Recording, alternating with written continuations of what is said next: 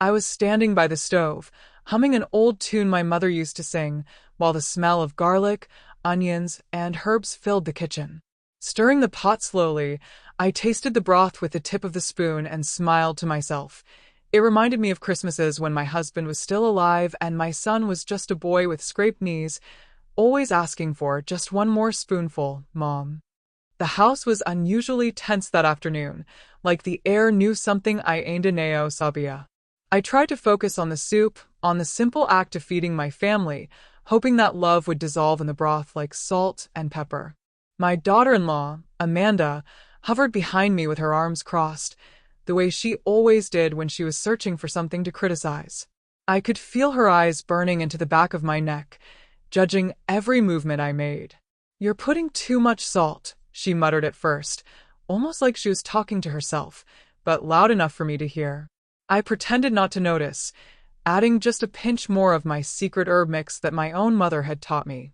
That recipe had survived wars, moves, and heartbreaks, yet apparently it wouldn't survive a modern kitchen with stainless steel appliances and a daughter-in-law who thought YouTube knew more than an old woman. I turned slightly to ask her to hand me the bay leaves, trying to keep my tone gentle. "Amanda, dear, could you pass me the little jar on the right?" "No, not that one." Before I could finish the sentence, she stepped closer, grabbed the spoon from my hand like I was a child playing with fire, and stirred the soup with unnecessary force.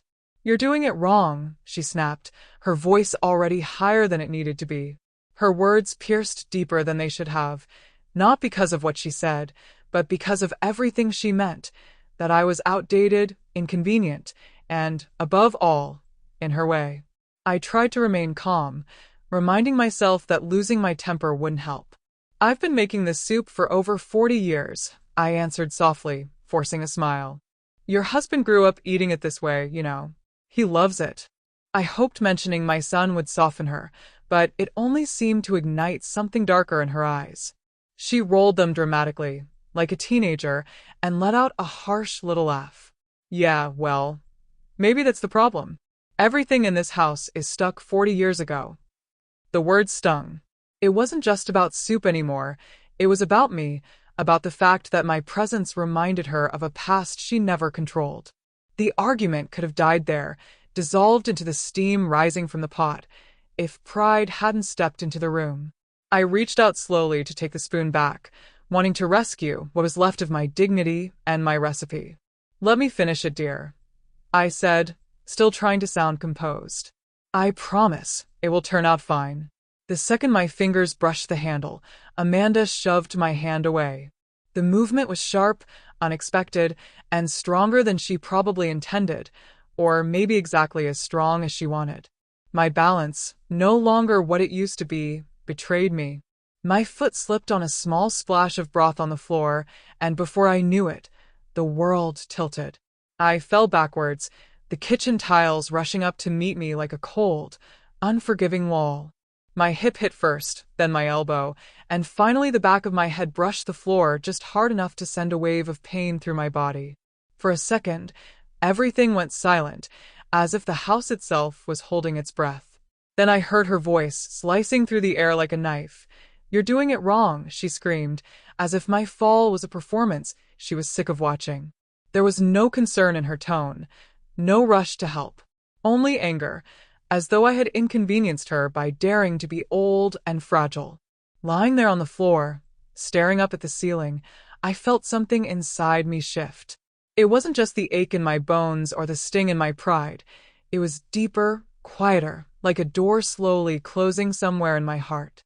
I realized in that moment that this wasn't just about her disliking my cooking or my traditions.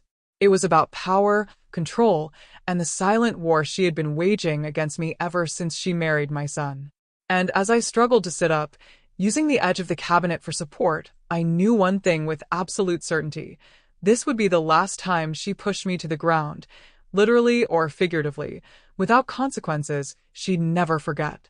I managed to sit up slowly, feeling the dull throb in my hip spreading like a bruise made of fire. Before I could gather my breath, Amanda stepped back as if I were the problem, as if my fall were something I had staged just to ruin her afternoon. She didn't offer me a hand. not even a glance of concern. Instead, she stood tall with her arms crossed, jaw tight, looking down at me like a child who had spilled juice on her pristine carpet. See? This is why you shouldn't be in the kitchen, she snapped. You can't keep up. You're going to hurt yourself one of these days. The irony of those words almost made me laugh. If the pain didn't hurt so much. I leaned against the cabinet and tried to stand, but my legs trembled with both age and indignation. Amanda huffed loudly, like I was inconveniencing her simply by being alive. She grabbed a kitchen towel and threw it on the floor, not to help me, but to wipe the broth that had splashed earlier. You slipped because you're messy, she muttered, as if I wasn't right there, as if it were perfectly normal to scold an old woman lying on the tiles. Her complete lack of empathy wrapped around me like a cold fog, making the room feel smaller and the air harder to breathe. I had raised a son with love and patience. How on earth had he brought home someone like her? As I finally pulled myself upright, using the counter for support, Amanda thrust the spoon toward me with a sharp movement, the metal still dripping with broth. Here, if you're so desperate to cook, finish it, she said, her tone laced with sarcasm. It wasn't generosity. It was punishment. A way to remind me of my place in a home that used to be mine. I stared at the spoon, feeling the weight of the moment pressing against my chest. She wasn't just criticizing my cooking. She was attacking my identity, my history, everything I had poured into that kitchen for decades. I took a slow breath and refused the spoon with a calmness I didn't fully feel. No, dear, I whispered, steadying my voice. You go ahead. You clearly know the best way. My words were gentle, but beneath them was a quiet threat, a seed of resistance beginning to root itself. Amanda rolled her eyes again, tossing the spoon into the pot with a splash, sending droplets of broth onto the stove. Finally, she muttered, as if relieved to reclaim her imaginary throne. She turned her back to me, acting as though the fall, the screams, and the disrespect were nothing more than a minor inconvenience in her perfect day. I limped toward the doorway, each step reminding me of the bruise already forming beneath my dress. I paused for a moment, leaning on the wall, watching her stir the soup aggressively, as though beating it into submission. She didn't notice me staring. She never notices anything unless it benefits her. In that moment, I saw clearly what I had been refusing to admit. Amanda didn't just dislike me, she resented me. My presence, my influence over my son, the memories in this house that existed long before she did. And if she had her way, every trace of me would be erased. As I stepped out of the kitchen, something inside me hardened. I had always chosen peace, always tried to be the calm voice, the understanding mother-in-law who never interfered. But being pushed to the floor, screamed at, and humiliated in my own home had awakened a strength I forgot I had. A strength my husband always said was my quiet superpower. I wasn't going to confront her, not yet. Revenge doesn't grow in the heat of the moment. It grows in silence, in patience, like a seed waiting for the right season. And Amanda had just given me the perfect reason to let mine bloom. I had barely made it to the living room when I heard the front door open. My son's familiar footsteps echoed through the hallway, heavy, rushed, the kind of walk he had when he was stressed from work. For a brief second, I felt a flicker of hope. Maybe he would notice my shaken posture, or the way I was holding my hip, or even the small tremor in my hand as I gripped the arm of the couch. But before I could gather myself to greet him, Amanda called out from the kitchen in a voice dripping with artificial sweetness. "Honey, your mom almost hurt herself messing with the soup again." Her life floated through the house like smoke, curling around the truth until it was nearly unrecognizable. I closed my eyes for a moment, breathing slowly, trying to calm the pounding in my chest. She wasn't just twisting the story, she was rewriting it entirely, turning herself into the responsible one, and me into the fragile, incompetent old woman who couldn't be trusted near a stove. My son rushed toward the kitchen, his concern already shaped by her words before he even saw me. "Mom, are you okay? What happened?" he asked, giving Amanda a worried glance, as if she were the one who had been traumatized. I opened my mouth to speak, but Amanda placed a hand on his arm dramatically, as though comforting him from the chaos she herself had created. "She slipped," she said with a sigh. "I told her to let me handle the cooking, but she insists on doing everything her way. I just don't want her to get hurt." Her voice trembled slightly, a performance I had seen many times before. She was good, too good. If I didn't know the truth, I might have believed her myself. My son looked at me with concern, but also with something that cut deeper than any fall: doubt. "I'm fine," I finally managed to say, though my voice came out thinner than I intended. I didn't want to fight, not in front of him. Not while the truth was still tangled in the room like a knot waiting to be undone. My son helped me sit, his eyes scanning my face for signs of pain. But Amanda stayed in the kitchen doorway, arms crossed, watching me with a small victorious smirk she thought I couldn't see.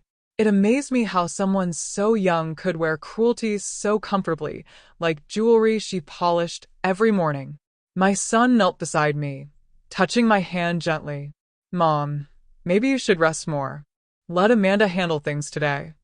The words were soft, but they sliced me open from the inside. For years I had been his rock, his comfort, his safe place. I taught him how to tie his shoes, how to ride a bike, how to treat others with kindness. And now, all of that could be overshadowed by a single performance from the woman he married. I could feel the distance growing, a wall Amanda was building brick by brick, using small lies, exaggerated concerns, and carefully crafted narratives. I wanted to tell him everything: the push, the scream, the hatred behind her eyes, but the words tangled in my throat. Part of me didn't want to see that inevitable look, the one where he'd be torn between believing his wife or his mother. That choice shouldn't even exist, but Amanda had been guiding him toward it for years, drop by drop, like poison and honey. So instead, I simply nodded. "Maybe you're right, sweetheart. Maybe I should rest." As he helped me settle into the couch, Amanda disappeared back into the kitchen, humming cheerfully now that she had won this round. But what she didn't know was that every lie has an expiration date. And the truth, my truth, wasn't going to stay quiet forever. She had pushed me to the floor today, but she had no idea how far I was willing to go to stand back up. Once my son left the room to change out of his work clothes, I could hear Amanda's voice drifting from the kitchen, low, annoyed, but sharp enough to cut through walls. She wasn't bothering to hide it anymore. "She's getting worse," she hissed into her phone. "I swear, she almost burned the soup today. I can't keep babysitting her." Babysitting. The word hit me like another shove. I sat perfectly still on the couch, listening as if my heart were pressed against the drywall. "No, he doesn't see it," she continued. "He still thinks she's capable. But I give it a few months, she won't be living here much longer." My chest tightened. She wasn't just undermining me. She was planning to remove me. I leaned forward, gripping the edge of the cushion as her footsteps drew closer. She walked into the living room holding her phone loosely in her hand, pretending to be casual. Though her eyes betrayed the irritation, she didn't even try to hide now.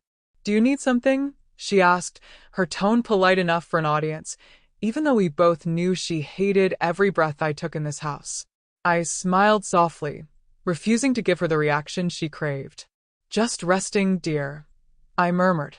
It was astonishing how satisfying it felt to appear calm while she teetered on the edge of her own impatience. Her phone buzzed with a message, and she turned away as she read it, giving me a glimpse of the name flashing on the screen: Carla. I had heard that name before, one of her closest friends, a woman who shared her same dislike for anything that didn't fit their picture-perfect social media lifestyle.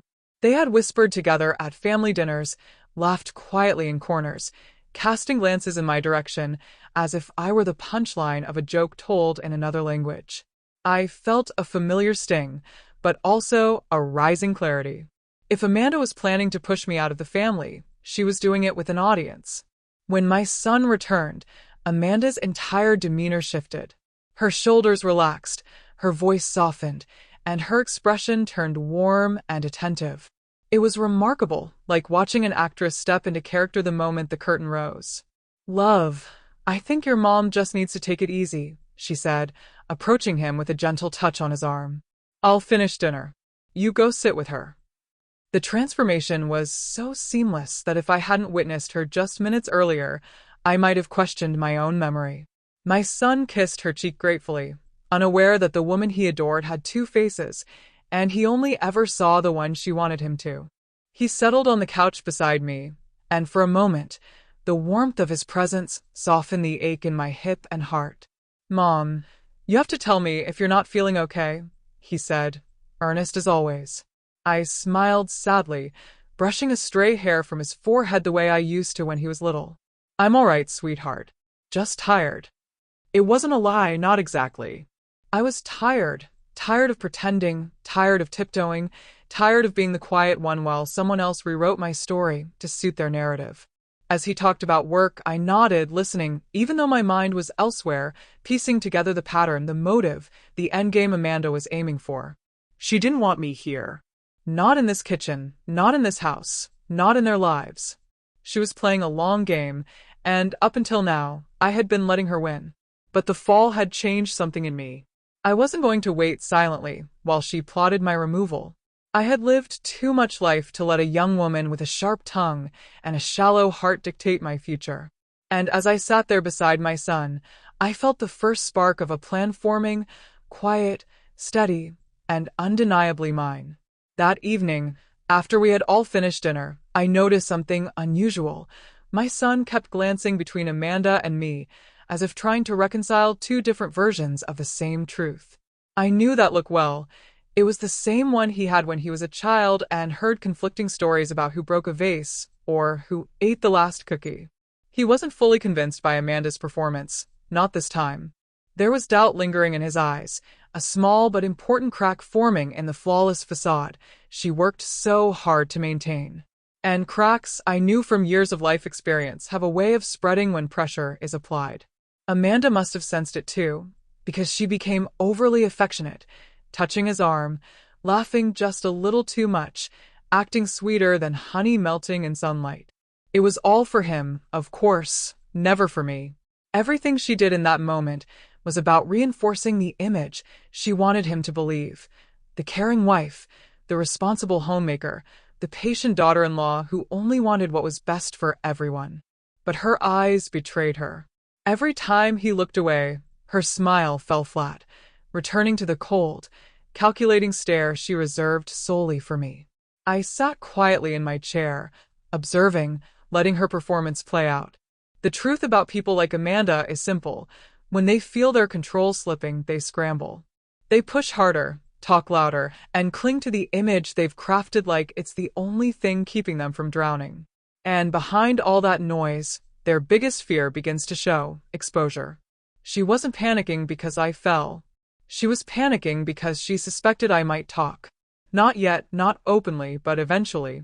And if my son learned what really happened in that kitchen, her entire narrative would crumble. After dinner, my son helped me to my room so I could rest. Amanda lingered in the hallway, pretending to tidy up a picture frame that hadn't moved in months. She wanted to hear what we were saying, but she didn't dare come closer. "Mom, are you sure you're okay?" he whispered once my door closed. His voice was gentler this time, laced with something deeper than concern: intuition. A child, no matter how grown, can sense when the person who raised them is hiding pain. I touched his hand and smiled softly. "I'm fine, sweetheart," I said again, but this time my eyes told him I wasn't. He hesitated, studying me with that familiar, searching expression. I could almost see the gears turning in his mind as he tried to piece together what didn't add up. Amanda had painted me as confused and clumsy, but the woman he knew, the mother who had held this family together, was anything but. "If you need anything at all, just call me," he said finally. I nodded, watching as he left and closed the door behind him. The house fell quiet, except for the distant clinking of dishes in the kitchen. Alone in my room, I let out a long breath I had been holding all day. The ache in my hip was nothing compared to the ache in my heart, but even pain has its purpose. I realized that for the first time in months, Amanda didn't feel fully in control. Doubt had entered the picture, not because of anything I said, but because of her own behavior. She had overplayed her hand, pushing me, screaming at me, lying so boldly she had revealed more than she intended. And now I had something powerful on my side. Time. Time to observe, time to prepare, time to let her unravel herself. I didn't need to confront her directly. I didn't need to expose her, not yet. People like Amanda always create their own downfall. All I had to do was stand still, let her push, let her lie, let her build the tower of her own arrogance. Eventually it would fall, and I would be standing right where she least expected, at the bottom, ready to watch it all collapse. The next morning, sunlight filtered weakly through my curtains, landing directly on my hip, where the deep ache had grown into something unmistakable. I pushed myself up slowly, wincing as the sharp sting reminded me of yesterday's fall. When I lifted the hem of my nightgown, I froze. A large bruise, swollen and purple like crushed grapes, bloomed across my skin. It wasn't a small mark that could be explained away by age or clumsiness. It was the kind of bruise that came from force, from a shove, from her. And for the first time, the evidence of what Amanda had done wasn't just inside my memory. It was written on my body.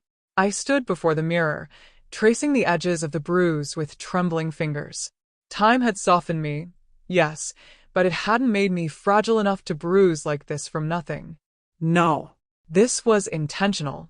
This was violent. And seeing it in the daylight brought a wave of emotions crashing over me. Sadness, anger, disbelief, and something else, resolve.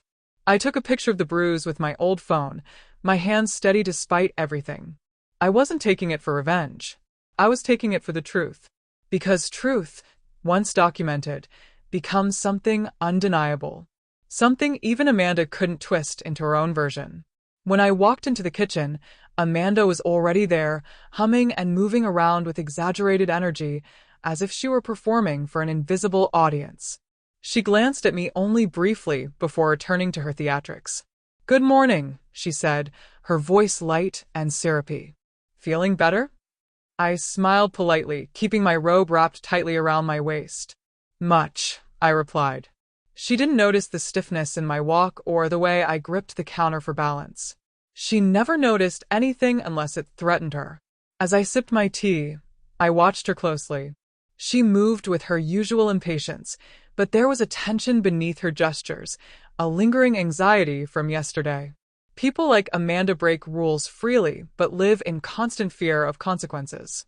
She kept glancing toward the hallway, listening for my son's footsteps. She wanted him awake before me, so she could feed him her version of the story again. But today, I had woken up first. Today, I had the truth on my side, even if I wasn't ready to reveal it. My son entered the kitchen moments later. His eyes flicked between us, reading the silent tension neither of us addressed. He kissed Amanda on the cheek, then came to me. "How are you feeling today, Mom?" he asked softly. Amanda's ears sharpened like a fox's. I smiled gently. "A little sore, sweetheart, but I'll be all right." His gaze narrowed, not with suspicion of me, but with lingering doubt about everything he had been told. A mother knows when her child senses something wrong. And I could feel it now, his intuition tugging at him like a thread unraveling. Amanda rushed to fill the silence. "I told her to take it easy," she said quickly. "I'll handle everything today. She really shouldn't be moving around too much." Her voice carried a rehearsed kindness, but the urgency behind it was unmistakable. She was trying to bury yesterday deeper, before anyone could dig it back up. I simply sipped my tea and watched her. The more she scrambled, the more obvious her guilt became. As the morning went on, my son grew quieter, watching both of us with increasing awareness. He may not have known the truth yet, but something inside him had awakened, something Amanda couldn't control. And I knew, as I gently pressed a hand over my hidden bruise, that this chapter of her lies was nearing its end. Evidence has a way of speaking louder than screams. And soon, Amanda would learn that some truths cannot be silenced, no matter how hard she shoves. Later that afternoon, as the ache in my hip forced me to move slower than usual, I decided to step outside for some fresh air. The backyard had always been my sanctuary, a small patch of earth where I once planted tomatoes with my husband, where my son learned to ride his first bicycle, where memories still lingered like old friends. I made my way to the porch carefully, holding the railing as I stepped down. And that's when I saw her, Mrs. Alvarez, our next-door neighbor, watering her hydrangeas while humming softly to herself. She looked up the moment she spotted me, her eyes widening with concern before I even waved. "Ay, querida, estás andando tordo," she called out through the fence. What happened? Mrs. Alvarez wasn't the type to pry out of malice. She did it out of genuine care, the kind that makes someone bring soup when you're sick or watch your house when you're away. I hesitated, unsure of what to say, but when I took a step closer, the wind lifted the edge of my cardigan, and her eyes fell directly on the bruise blooming across my hip. Her watering can dropped into the grass with a thud. "Who did this to you?" she whispered, her voice trembling, not with fear, but with outrage. I felt a lump form in my throat. I hadn't expected anyone to see it, not yet. Instinctively, I pulled the fabric back over my side, but the damage was done. She had seen everything. Mrs. Alvarez leaned over the fence, her expression transforming into something fierce and protective. "Dime la verdad," she urged. "Tell me the truth." The weight of her gaze was heavier than Amanda's shove. For a moment, I considered covering for Amanda, out of habit, out of fear of creating conflict, out of that old, tired instinct to keep peace even when peace no longer served me. But then I remembered the scream, the shove, the bruise, the lies. And I remembered how Amanda had spoken about me on the phone, as if I were a burden she needed to eliminate. So I took a breath and answered softly, "It wasn't an accident." Mrs. Alvarez's face tightened. She understood immediately. "La Nura," she hissed under her breath, as if naming a villain in one of her telenovelas. Before I could respond, the back door slid open. Amanda stepped out with a trash bag in her hand, freezing the moment she saw us talking. Her smile appeared instantly, too wide, too bright, an actress caught between scenes. "Oh." "Hi, Mrs. Alvarez," she chirped, waving as if nothing in the world were wrong. But Mrs. Alvarez's expression didn't soften. If anything, it hardened further. She crossed her arms, glaring at Amanda with the kind of judgment only an older woman can deliver, ancient, sharp, and unfiltered. Amanda's smile flickered. "Everything okay?" she asked, her voice tipping slightly higher. I watched the realization form in her eyes as she scanned my face, then the edge of my cardigan, then Mrs. Alvarez's clenched jaw. She knew. She understood instantly that her secret wasn't fully hidden anymore. And in that moment, for the first time since she married into this family, Amanda looked genuinely afraid. Mrs. Alvarez stepped closer to the fence. "If something happens to her again," she said calmly, deliberately, "I will call the police myself. Entendido?" Amanda's face drained of color. She forced a laugh, pretending to misunderstand. "Of course. Nothing is happening. We're all fine." But her voice shook. Her mask was cracking. I stood there silently, watching her facade crumble just a little more, feeling a quiet strength rise within me. Amanda had pushed me down, humiliated me, and tried to twist the truth, but now there was a witness, someone outside her control. And people like her hate witnesses more than anything. As she walked back inside, stiff and rattled, I realized something important. The tide was turning. Not because I fought back, but because the truth had started speaking for me.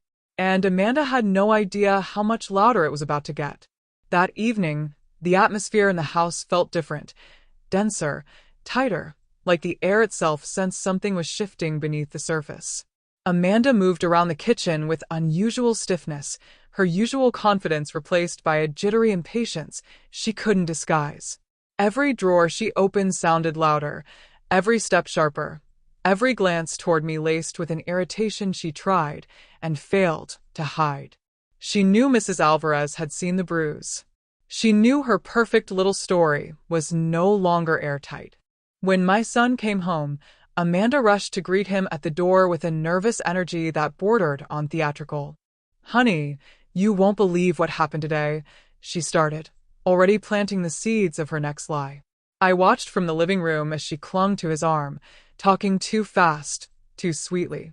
"Your mom must have bumped into something yesterday." I found her outside with Mrs. Alvarez, and they were making such a big deal out of it. Her voice trembled on cue. I'm just worried she's becoming forgetful. I don't want her wandering around alone. Forgetful. Wandering. Babysitting.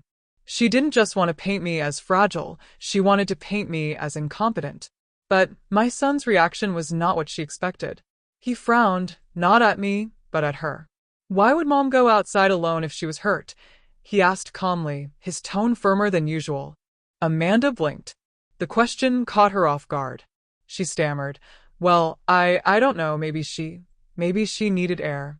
He didn't answer immediately. Instead, he stepped into the living room and sat beside me, his eyes scanning my face with that same searching expression from the night before. Mom, he said gently, did something else happen yesterday? His voice was soft, but it carried weight Amanda instantly recognized. She rushed into the room, forcing a laugh. He's just worried. Don't take it the wrong way, she said, placing a hand on his shoulder possessively. But he shrugged her off, an action so small yet so powerful it froze her smile midair. I took a slow breath. This was the moment people like Amanda fear, the moment when their tightly woven story starts to unravel, but not because someone exposes them, because they expose themselves. My son leaned a little closer. I noticed you're moving differently today, he said. Are you sure you didn't fall harder than you told me? His concern was genuine, but beneath it, I sensed something else. Suspicion. Intuition. The first spark of truth finally reaching him. Before I could respond, Amanda snapped. She's fine, a little too quickly, a little too forcefully. My son turned to her sharply. How would you know? He asked. Silence blanketed the room, thick and suffocating. Amanda's mouth opened, then shut. She looked at me, then at him, her eyes darting like a trapped animal searching for an exit. And then, without warning, she made her biggest mistake yet. Because I was right there, she blurted. I saw the whole thing. The whole room went still. My son's eyes widened slightly. I thought you said you were across the kitchen, and she slipped before you reached her, he said slowly, repeating her previous version of the story. Amanda froze. Her lips parted, but no words came out. Her mind was scrambling, trying to patch the hole she'd just torn in her own narrative. I stayed silent, watching the truth walk right up to her and tap her on the shoulder. My son straightened himself. Amanda, he said quietly, what really happened yesterday? She swallowed hard. I could almost hear her heartbeat thundering in her chest. She looked at me with pure hatred, then at him with pure fear. I already told you, she whispered, her voice small, cracking. But she hadn't told him. Not really. And now, her stories weren't aligning. My son didn't reach a conclusion that night, but something in him shifted, permanently. Doubt had grown into suspicion, suspicion into alertness. And once a son begins to question the narrative, the truth becomes harder and harder to hide. As Amanda retreated to the kitchen, pale and tense, I whispered silently to myself. The fall was just the beginning. The reckoning is coming. The next morning began quietly, too quietly.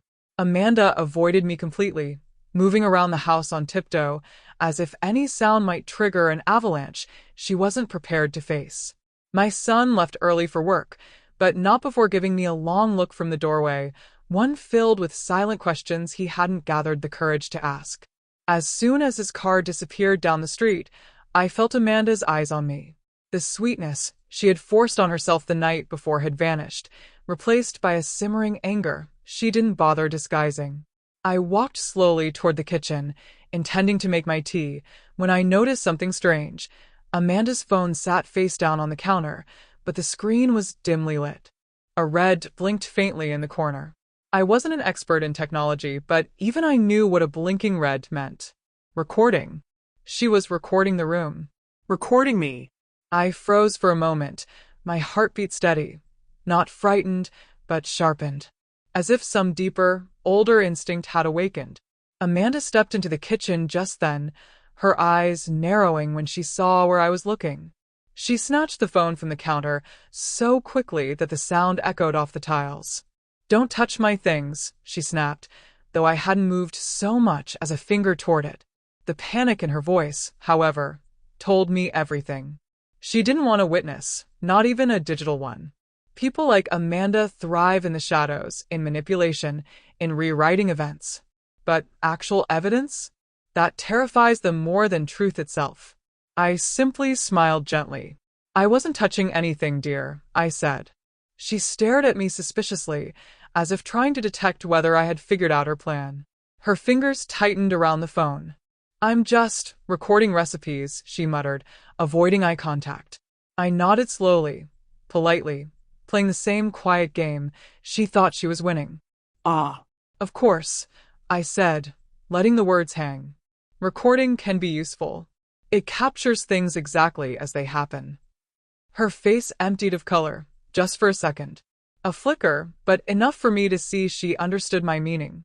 As she scrambled to shove the phone into her pocket, it vibrated, and the sudden movement made it slip from her hand and clatter onto the floor.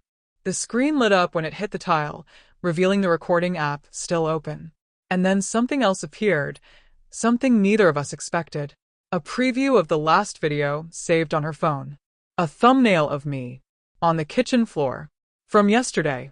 She had recorded part of the incident, whether on purpose or by accident, I didn't know yet. My breath caught, but I didn't react. I simply watched as panic exploded across her face like shattered glass.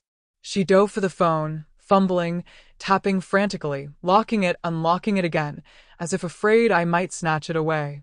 Mind your own business, she hissed, her voice cracking. I don't need you snooping around. But she wasn't afraid of snooping. She was afraid of discovery. I turned and walked toward the table, slowly, deliberately, letting silence do the work of 1,000 accusations. Amanda followed me with her eyes, breathing unevenly. The fear in her expression wasn't just about the recording, it was about losing control, about the possibility that her version of events no longer belonged to her alone. When I sat down, I spoke calmly. Sometimes, I said softly, stirring my tea, recordings reveal more than words ever could. Amanda froze. She knew. She knew I had seen just enough. Her perfect story wasn't just cracking, it was unraveling. As she stood there, trembling with rage and fear, I realized that Amanda's downfall wouldn't come from anything I said. It would come from the evidence she created herself. And the day my son saw that video, her lies would finally collapse under their own weight. The tension clung to the air that afternoon like humidity before a storm. Amanda kept her phone glued to her hand, clutching it so tightly that her knuckles turned pale. Every few minutes, she checked the screen, swiped, typed, deleted, and locked it again. She was no longer acting like someone hiding a simple misunderstanding. She was acting like someone sitting on top of a ticking time bomb. And the more she tried to contain it, the more obvious her fear became. I moved quietly around the living room, pretending to tidy up old magazines, giving her the illusion that I wasn't paying attention. But I saw everything. The way her hand shook, the way she avoided eye contact, the way she hovered between deleting the evidence and keeping it in case she needed to weaponize it later. People like Amanda never destroy proof immediately. They weigh how it can benefit them before deciding whether to bury it forever. By late afternoon, my son returned from work earlier than usual. Amanda stiffened instantly, straightening her clothes, smoothing her hair, forcing a smile so wide it nearly split her face. You're home early, she chirped, sounding like a bird whose nest was about to be inspected. My son nodded, but his expression wasn't warm. He looked serious, too serious for a normal day. Something was off. He stepped inside and closed the door behind him. Amanda, he said calmly, can I see your phone for a second? It was as if the entire world froze. Amanda's breath caught sharply. And my phone, she stuttered. Why? I want to check something, he said plainly. Just hand it to me. She swallowed hard, visibly rattled. Her fingers tightened around the device like it was the last lifeboat on a sinking ship. Why do you want my phone? She repeated, her voice cracking. Don't you trust me? My son didn't argue or raise his voice. He simply held out his hand. Give it to me. Her eyes darted to me, quick, sharp, filled with accusation and panic. That look told me everything. She was sure I had said something. She was wrong, of course, but guilt has a way of inventing enemies everywhere. I'm not giving you my phone, she snapped, clutching it to her chest. You're being ridiculous. My son exhaled slowly, the patience draining from his face. Amanda, I called Mrs. Alvarez on my way home. She said she saw a bruise on Mom. She sounded worried, and when I asked Mom about it, she couldn't even explain without wincing. So yes, now I want to see her phone. The color drained from Amanda's face. Her hand trembled violently. I didn't do anything. She fell, I told you that. But her voice was too loud, too defensive, too panicked. Lies always scream when the truth applies pressure. My son took a slow step toward her. Not aggressive, firm. Then show me, he said softly. Show me what's on your phone. If there's nothing to hide, this isn't a problem. Amanda began shaking her head, tears welling in her eyes. Not tears of sadness, but of desperation. No, I won't. This is invasion of privacy. You're taking her side over mine. He didn't respond. He didn't need to. His silence was louder than any argument. And then, because fear controls foolish decisions, Amanda made the mistake that sealed her fate. She bolted. She ran toward the hallway like a guilty child, clutching the phone as if it were treasure she needed to protect. But in her panic, she miscalculated the corner. Her shoulder hit the wall, her hand slipped, and the phone flew out of her grip, landing on the floor with a loud, sharp crack. The screen lit up as it skidded across the tiles, and the recording app opened automatically from impact. A frozen image appeared on the display. Me. On the floor. Pain in my eyes. Amanda's hand still visible in the corner of the frame. My son stared at it. Amanda stared at it. And I stood still, quietly letting the truth breathe for the first time. My son bent down slowly, picked up the phone, and pressed play. The house filled with the sound of Amanda's voice screaming. You're doing it wrong. Then the thud of my body hitting the floor. Then silence. My son turned toward her, his expression unreadable, but no longer blinded. No longer doubtful. No longer under her spell. And for the first time since Amanda entered our lives, she looked like the one who had fallen. Hard. And with no one there to help her back up. Amanda stood frozen in the center of the hallway, her breath coming in short, panicked bursts. It was as if the entire world had narrowed into that single image on the phone, the undeniable truth she had tried so desperately to rewrite. My son held the device in his hand, his eyes glued to the screen as the recording played again, this time in slow motion, his thumb unconsciously pressing the slider back and forth. There was no misinterpretation. No angle that could hide her intent. No excuse that could soften the violence of that shove. He lifted his head slowly, his eyes meeting Amanda's. But they weren't the eyes of the loving husband who always gave her the benefit of the doubt.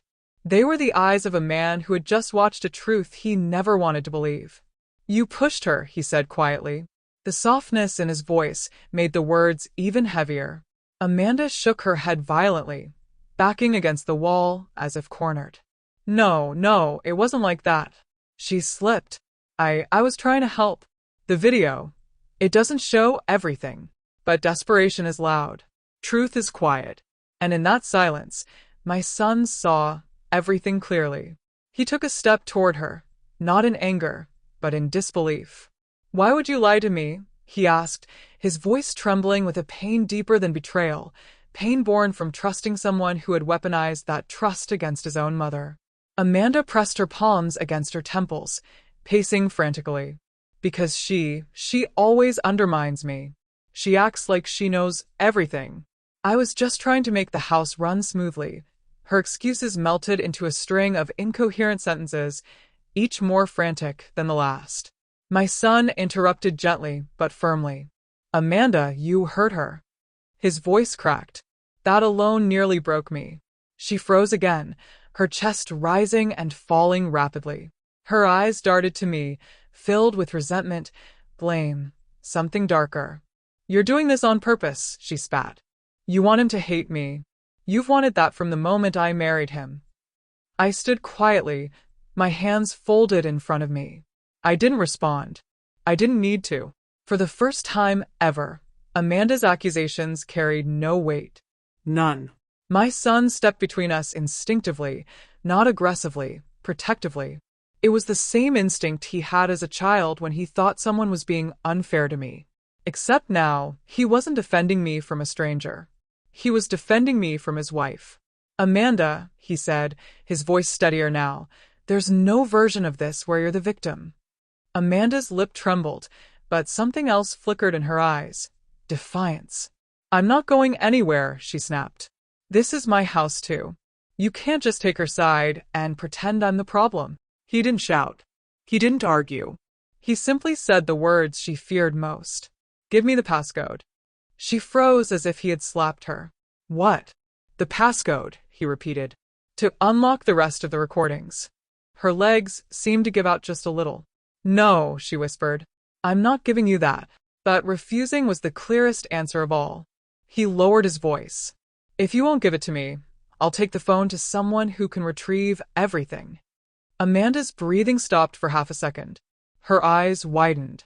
Fear became undeniable. Because now it wasn't just about one video.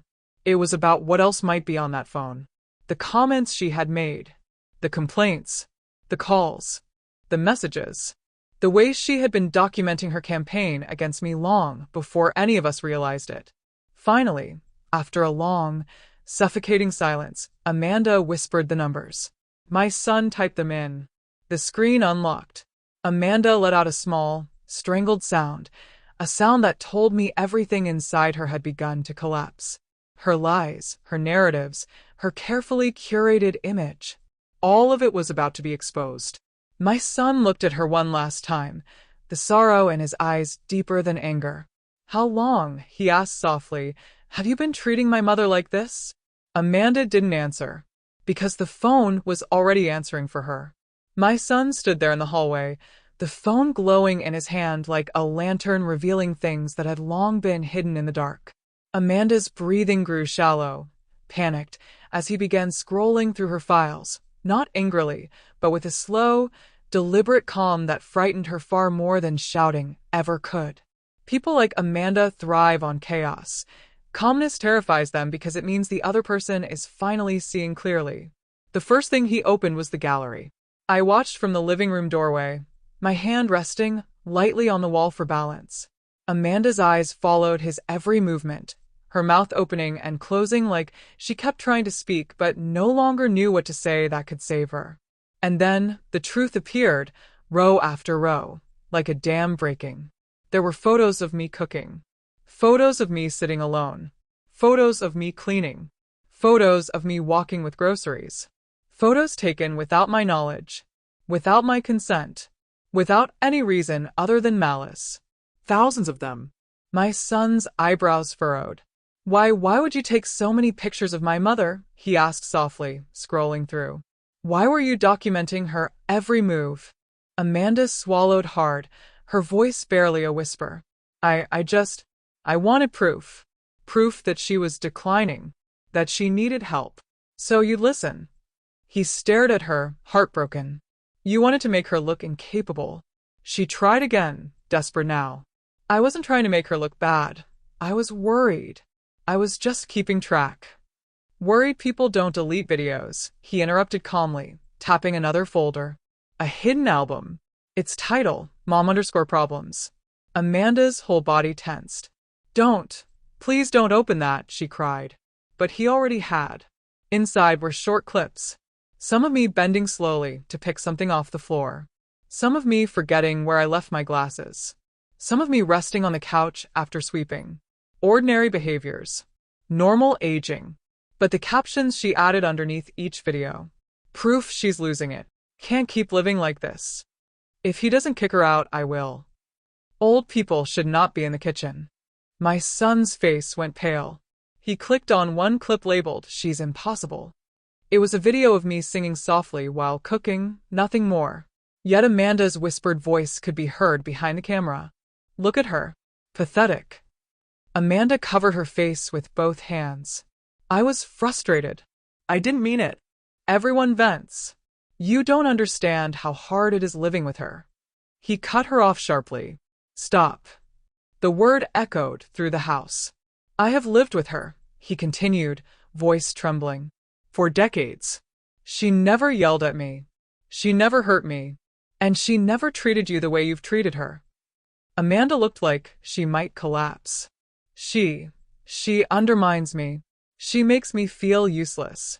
My son shook his head slowly. No. You felt threatened by her. By the fact that she's kinder than you. More patient. More loving. You hated that she was part of this home before you were. Tears streamed down Amanda's cheeks, not the remorseful kind, but the panicked kind of someone losing control. And the worst part, my son whispered, staring at the recording app icon, is that you didn't just hurt her body, you tried to erase her place in this family. Amanda sank to the floor, knees buckling. Please, she begged, reaching toward him. Don't show anyone. Don't tell anyone. I messed up, okay? But we can fix this. He stepped back from her, and then his voice, soft but unbreakable. No, Amanda, you need to fix this. But not here. Not in this house. Her eyes widened. She understood instantly. He wasn't yelling. He wasn't threatening. He was deciding. And for the first time in her life, Amanda realized that the power she thought she had was never truly hers. It had always been borrowed. And today, the loan had expired. Amanda stayed crumpled on the hallway floor, her breath shaking in uneven sobs that echoed off the walls like a faint, broken rhythm. For years she had controlled the tone of this house, its mood, its tension, its quiet wars. But in that moment, everything shifted. My son no longer saw her as the polished, organized wife she pretended to be. He saw the truth behind the mask. And once a mask cracks, it never fits the same again. He stepped away from her, rubbing his forehead with a hand that trembled, not from anger, but from heartbreak. I trusted you, he whispered. I trusted you with my home, with my family, with my life. Amanda crawled forward on her knees, reaching for him as if proximity could rewrite everything the phone had revealed. I was overwhelmed, she cried. Your mother, she makes me feel judged. I thought if I didn't document things, you wouldn't believe me. My son lowered his hand and looked at her, really looked at her, like he was seeing a stranger for the first time. You recorded her to manipulate me, he said calmly. To twist things. To push her out. To make me pick you over my own mother. Amanda shook her head desperately. No. I panicked. I didn't know what else to do. Her voice cracked, but the words were empty now. Excuses had lost their weight. He didn't yell. He didn't curse. He didn't explode the way she expected. Instead, he did the one thing she feared more than anger. He became cold. Detached. Resolute. You need to pack your things, he said flatly. Amanda gasped, her hands flying to her mouth. Dave, what? No. You can't just throw me out. I'm your wife. He didn't respond immediately.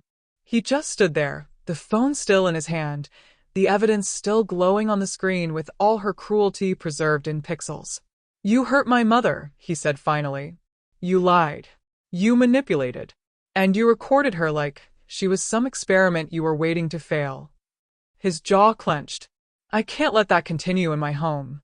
Not for another day. The word home hit Amanda like a physical blow. Because somewhere in her twisted mind, she believed controlling the home meant owning it. No, she whispered, shaking her head. This is my home. You can't make me leave. You can't. She clung to the wall and pulled herself up, standing unsteadily. You're choosing her over me. Over your marriage. Her voice rose into a frantic crescendo. She's doing this to us. She's turning you against me. He turned toward me slowly. Mom, he said gently, go sit down. I'll handle this. I nodded, moving slowly toward the living room, each step heavy with the realization that the storm that had been brewing for years was finally breaking open. I sat on the couch while Amanda followed my son into the hallway again, her voice rising, cracking like glass. You're just going to throw away our marriage over one mistake? Over a stupid video? He didn't shout back. His voice stayed steady, unwavering. This wasn't one mistake, he replied. This is a pattern. A pattern of cruelty. A pattern of control. A pattern of lies.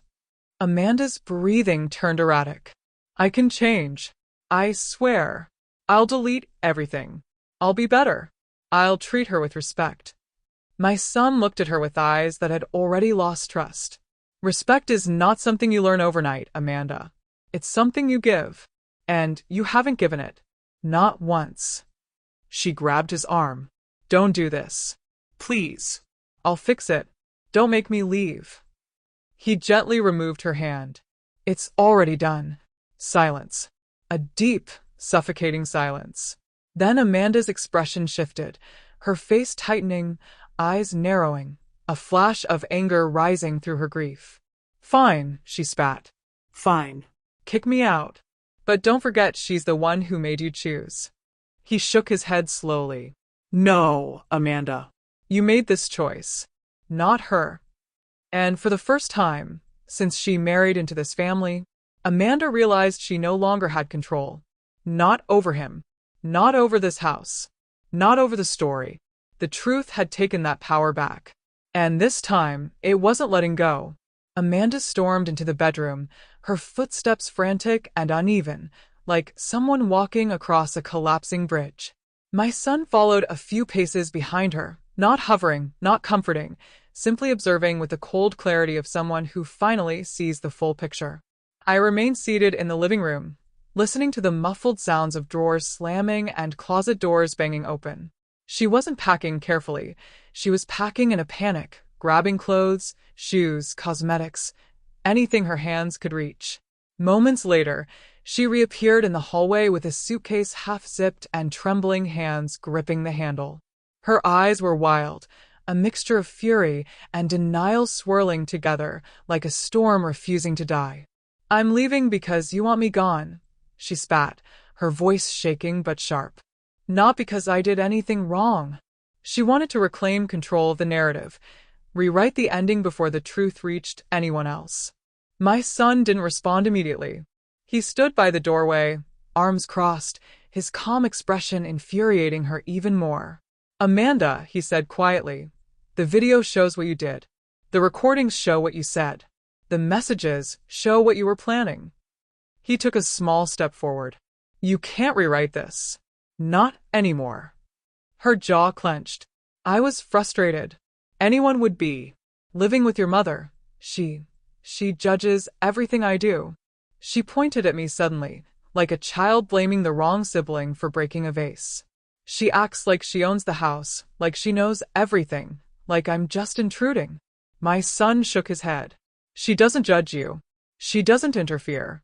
She has never raised her voice at you. The only thing she's done is exist. And you hated that. Amanda's eyes filled with tears, not sorrowful tears, but bitter ones. You don't understand, she said through clenched teeth. You never will. She made me feel invisible. She turned toward me again, her expression twisting into something cruel. You want to be the center of everything. You can't stand that he has a wife now. You want him all to yourself. I stayed seated, calm, grounded, refusing to react. That silence enraged her even more. You see, she screamed, gesturing toward me. That's what she does. That quiet, holier-than-thou act. Making me look like I'm crazy. My son stepped between us. No, he said firmly. You did that to yourself. Amanda let out a harsh, hysterical laugh. So that's it? You're choosing her? Over your marriage? He didn't hesitate. I'm choosing decency, respect, truth. The words hit her harder than any shove she had given me. She dragged her suitcase toward the door, but halfway there, she stopped abruptly. Her eyes landed on a picture frame on the wall, a photograph of my son and me from years ago, smiling after a family barbecue. Something snapped inside her. She grabbed the frame, yanked it off the wall, and hurled it into the trash can with a loud crack. There, she shouted. That's what you want, isn't it? Your perfect little family without me. My son took a slow breath, holding his ground. Breaking things won't change the truth. Amanda glared at him, chest heaving. "You'll regret this," she whispered. "You'll wake up one day and realize you married the wrong woman. That she poisoned you against me." He didn't flinch. "You poisoned this home with your own choices." Silence fell again. Amanda gripped the doorknob, trembling. Before she pulled it open, she turned one last time, eyes burning holes into both of us. "You think this is over?" she hissed. "It's not. Everyone will know what she did. I'll tell them she made you choose. I'll tell them she faked the bruise. I'll tell them she manipulated the video. I'll tell everyone she's the villain here." She expected fear. She expected denial. She expected me to beg her not to gossip. Instead, I lifted my chin softly and met her eyes. "Tell anyone you want, dear," I said quietly. "The truth doesn't need defending."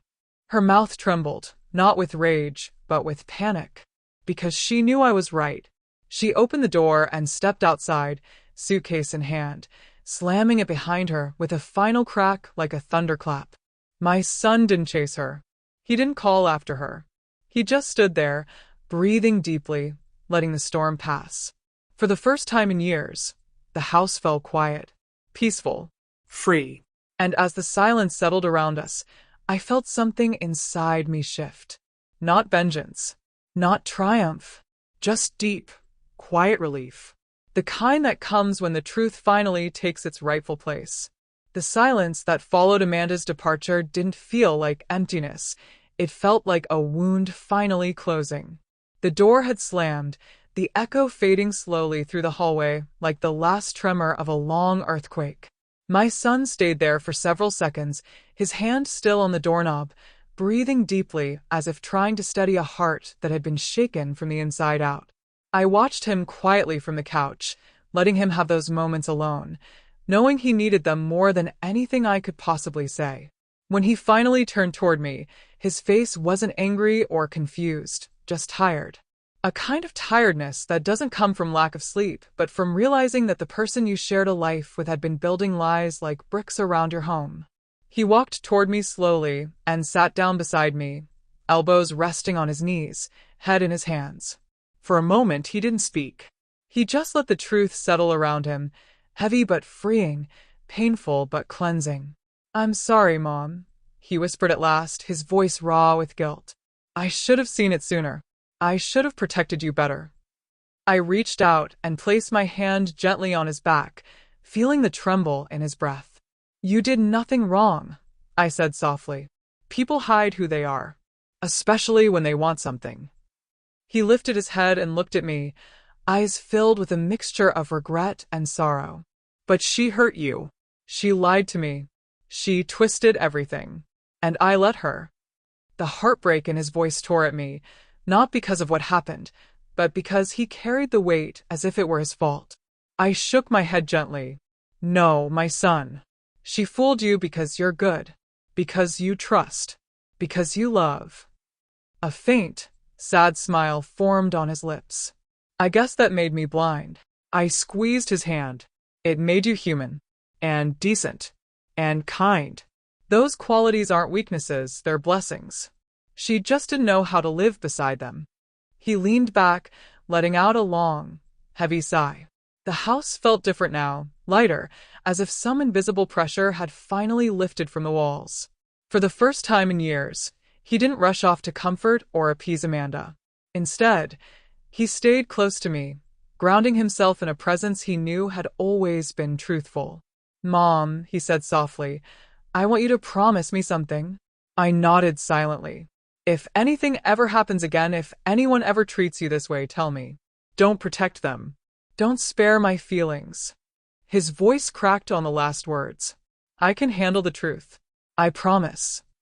I felt a warmth rise in my chest, the warmth of being seen again, believed again, valued again.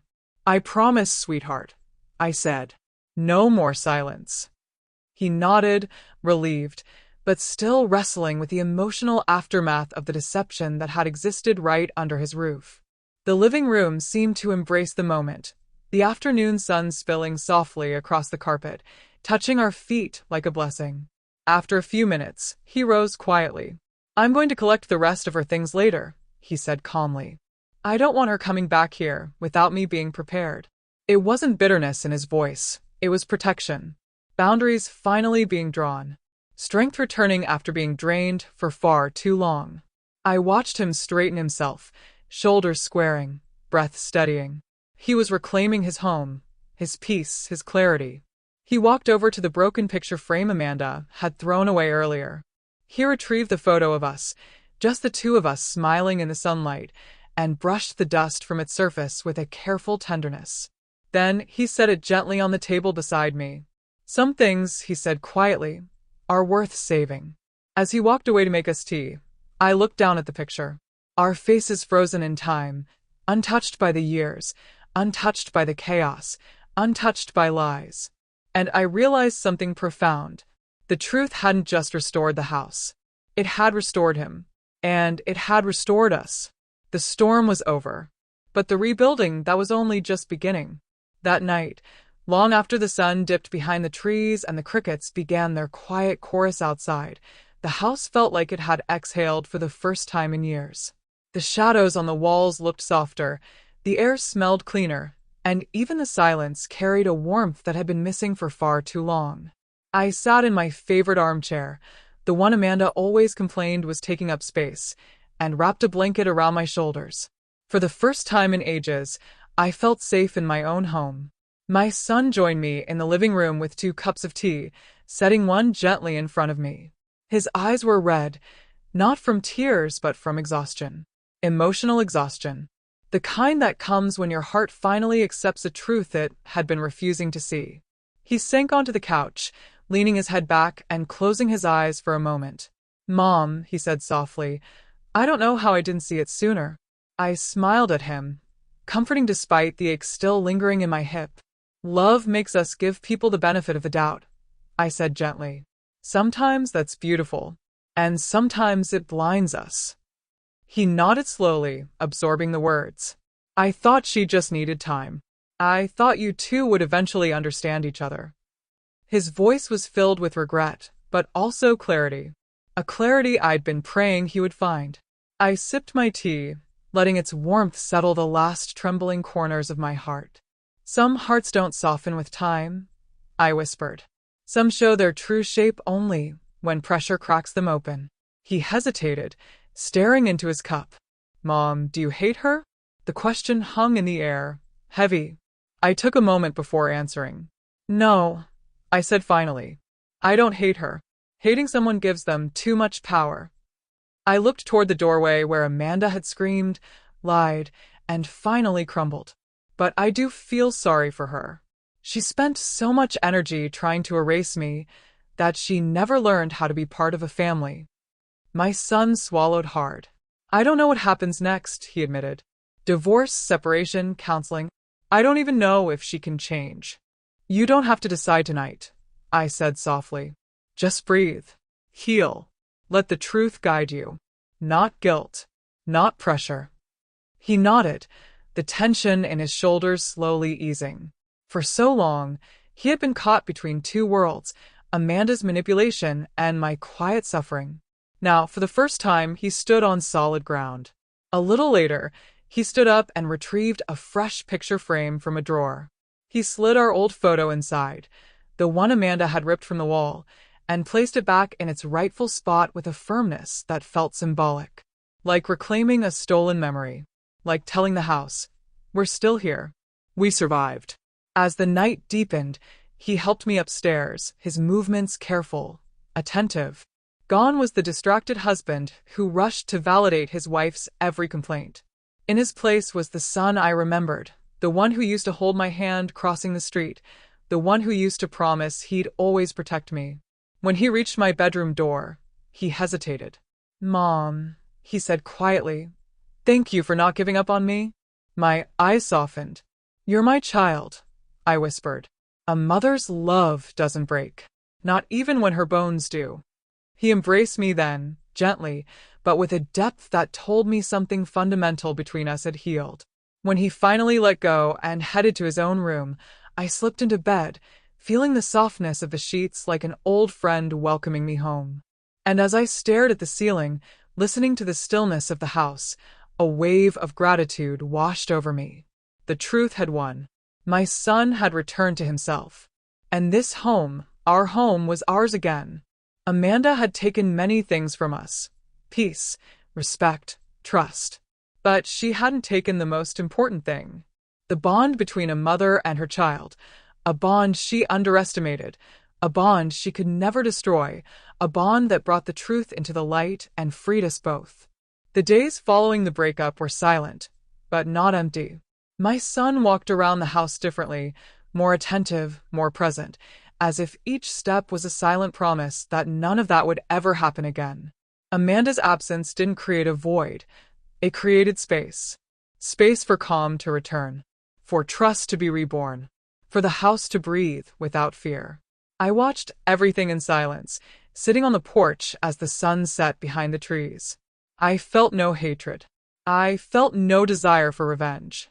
I felt only a profound relief, the kind that only comes when the truth finally finds its way back to those who need to hear it. And it was there, in the gentle sway of the afternoon, that I understood the deepest lesson of everything that had happened. Sometimes, the enemy doesn't enter through the door like a stranger. He enters smiling, asking permission, promising love. And, at first, no one sees. Not the child. Not the mother. Because evil doesn't always arrive with shouts. Sometimes it arrives with small manipulations, with disguised criticisms, with lies spoken in a sweet voice. And when we realize it, we're already on the ground, wondering how it all began. But the truth is, the truth is patient. She doesn't run. She doesn't compete. She simply waits. Wait for the right moment to appear. Wait for the mask to fall. Wait for someone's strength to be exhausted under the weight of their own lies. And when she appears, she doesn't scream. She illuminates. This is what happened here. I wasn't the one who knocked Amanda down. IT wasn't my SO, and IT wasn't the neighbor. That was the truth. The truth she tried to hide, manipulate, erase, but which found its voice alone, on that small phone she used to spy on me. The irony of life. What she used to destroy me was what ultimately destroyed her. And the lesson I leave for those who hear my story is simple. When someone tries to humiliate, belittle, or silence you, don't fight. Don't lower yourself, don't play their game. Just remain steadfast, dignified, and true. Because cruel people always leave traces. They always slip up because of their own wickedness. They always reveal who they really are, sooner or later.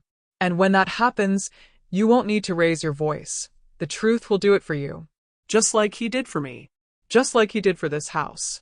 Just as it will always do for those who choose to live with a pure heart.